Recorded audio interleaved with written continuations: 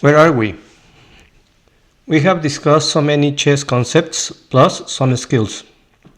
If you have watched all sessions in this channel, you have learned a lot by now. We have said that identifying what is attacked or recognizing what the threats are would help us determine what our options are when choosing a move. And that is true. However, that is not enough, and it certainly sometimes isn't easy to sit at the board and do that. Sometimes our mind goes blank at the board, or we are sort of locked, not knowing what move to make because we don't understand what's happening in the position. It happens to many of us, even title players, sometimes because we aren't familiar with the position in front of us. Or if we are somewhat familiar, we have difficulty figuring out what is going on in the position. So we need a starting point, sort of, to direct our attention, our mind, when considering our move. Today we will look at a very simple two-area map that will help us in knowing what to look at or where to start when looking at a position. And we will also introduce another skill that will help us in doing that. That skill is board vision. Vision is like the glue that keeps everything together. Welcome, chess masters. Where are we? We have come very far. Let us first look at where we are after all our sessions. This is all the topics that we have discussed in our sessions in this channel.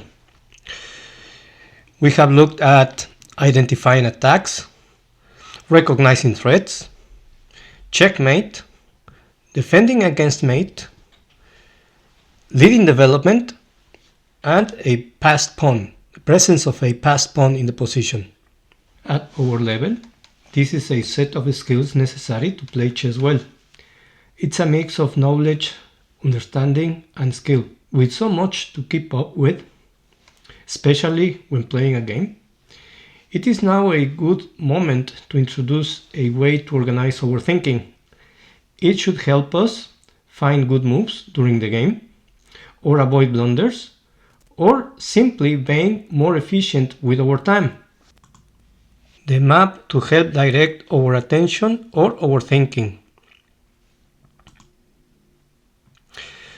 Most everything we have talked about so far has been around choosing a move and why we should choose that move. Today, we will shift our focus to the evaluating part. The argument or expectation is that when we know what is going on, we will know what to do, and we will tend to find good options for us to choose from. In this session, we will talk about the elements that lead to a move in a position. We will evaluate an example position considering or looking for those elements that we have discussed so far. What elements are we going to look for? We are going to look for threats or recognizing threats. We are going to look for the material imbalance. We are going to look at the king position. We are going to look for the leading development. And we will look for the presence of a passed pawn or the possibility of creating a passed pawn. Before we jump into the example, I want to tell you something about threats by showing a position that we are familiar with. For example, in this position, after e4, e5, queen h5, white has two threats, whereas black has none.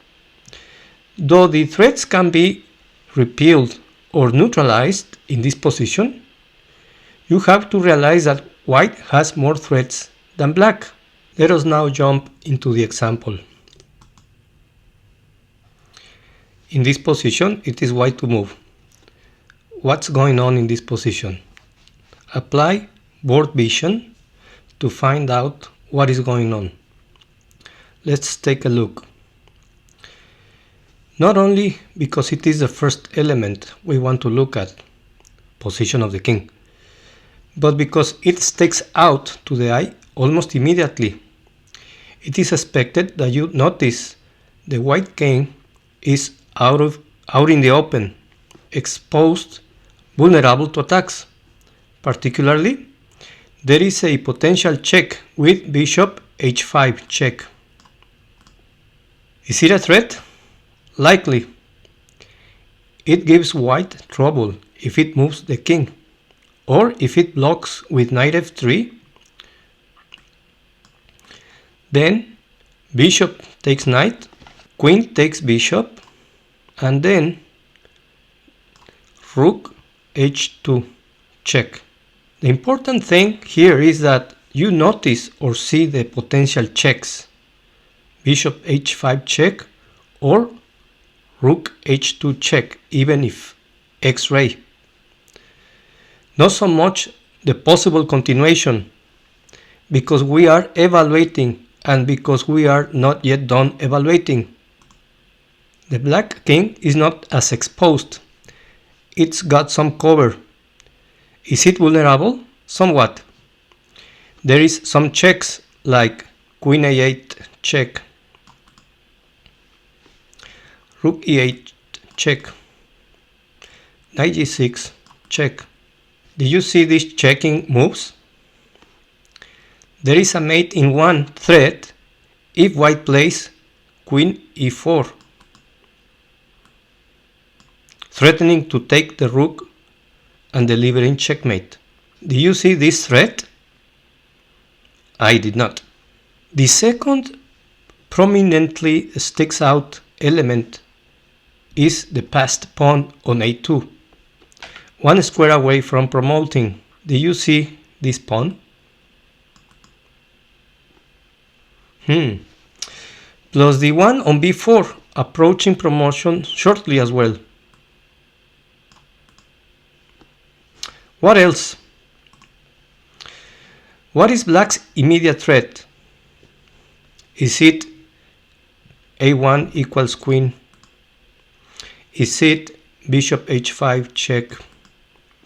Is it rook takes h4? Or is it bishop takes e6? It would be bishop h5 check, because it poses or represents more difficulty for white. What is white's immediate threat? Is it queen e8 check? No loss for black with that move. That is not a threat. Is it rook a6? Possibly, but does not address black's bishop h5 check. Is it bishop takes h7? Not really. Is it queen e4, threatening mate in 1? If you saw it, it can be stopped. Playing rook h5. Plus, queen e4 does not address bishop h5 check. What else? What is the material imbalance? Black is up 3 pawns and promoting one of them next move. If all pieces are removed from the board, except pawns, white is very lost. Who has leading development? In this position, leading development does not apply. What about presence of a passed pawn or the possibility of creating one? Yes, black has a passed pawn on a2. Now we are done looking at the elements. Black has significant advantage because of white's king vulnerability, because of the passed pawn on a2, and because of the extra 3 pawns. That's a lot. We're done evaluating the position. Now we know what is going on in the position. Note that while we were evaluating, we did a little bit of move selection, a bit of look ahead while looking at the specific element to kind of gauge how significant or dangerous that particular element was in the position. It is white to move though. Can white do something to save itself or fight back? What options should white consider? Possibly going after the black king? What options or moves would you consider? What would happen if white plays knight g6 check, or if it plays rook e8 check?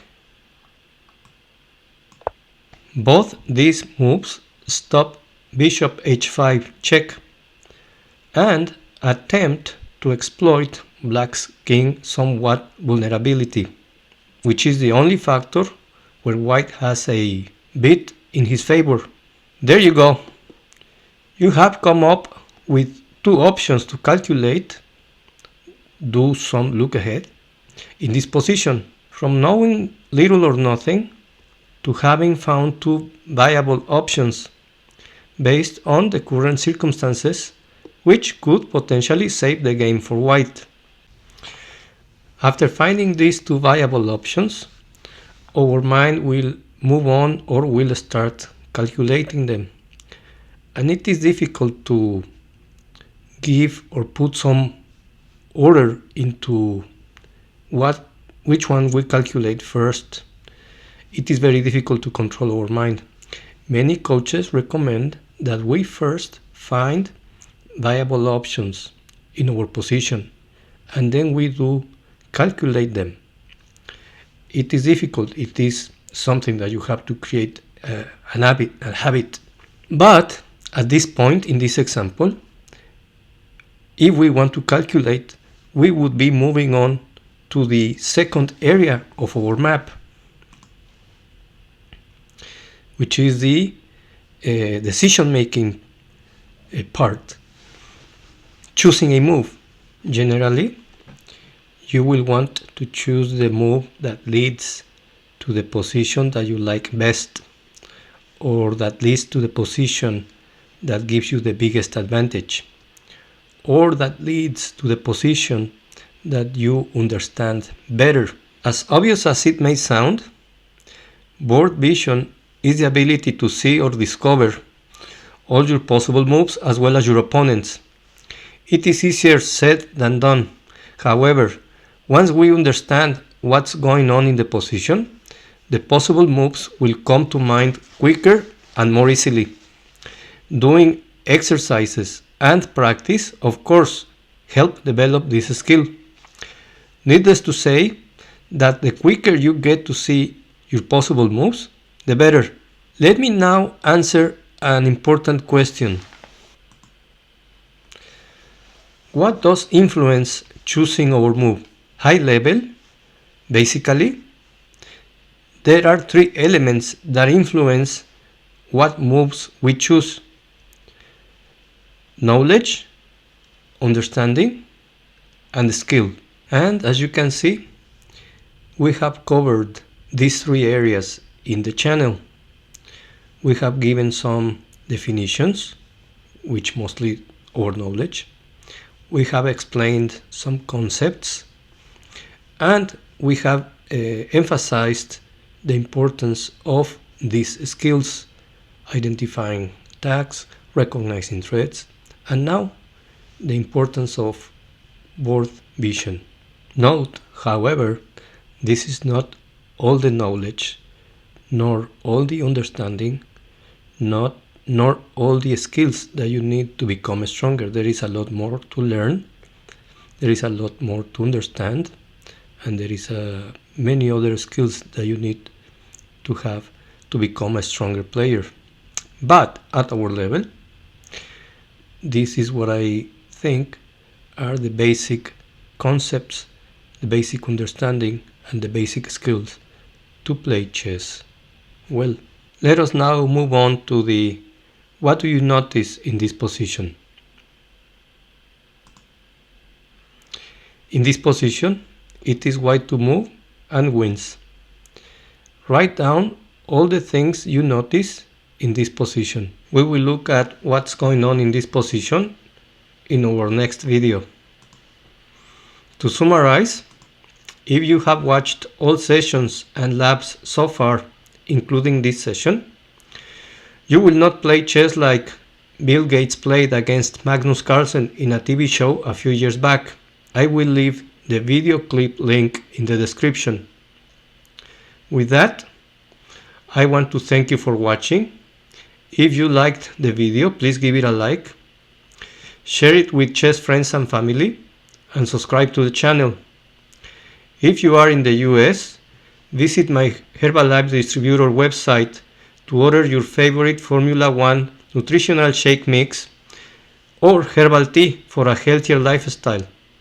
Good luck on your next games and never stop learning. Take care.